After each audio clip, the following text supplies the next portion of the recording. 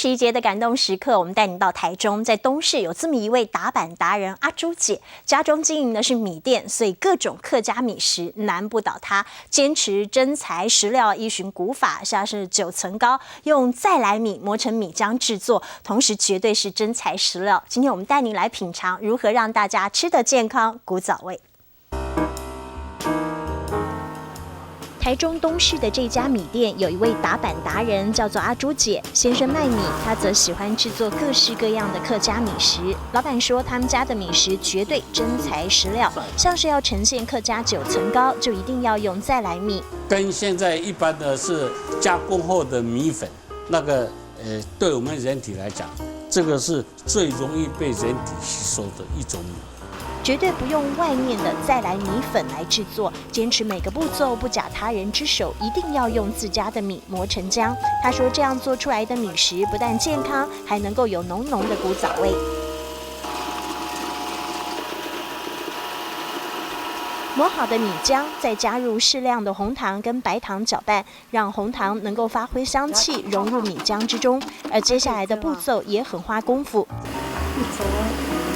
先铺一层打底，等上5分钟才能香 Q 又弹牙。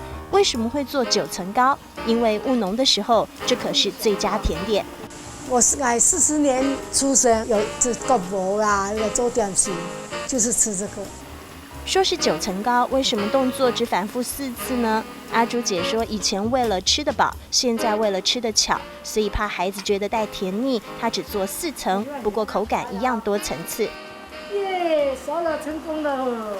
一层又一层，但它全是红糖口味的浅褐色。因为经过多次实验，他觉得这样的口感才能够软硬适中。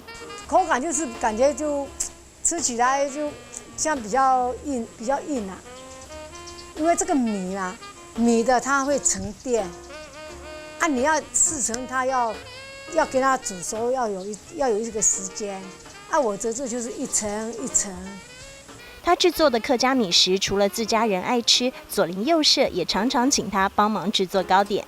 糍粑、菜头粑、艾草粿，清明节扫墓要用的，啊，那个也会做。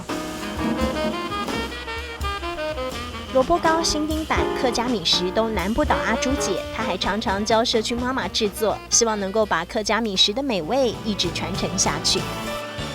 嫁入米店做媳妇，熟悉的再来米巧妇变魔法，红糖层层包裹下，甜了客家9层糕的滋味，也腻了感动时刻。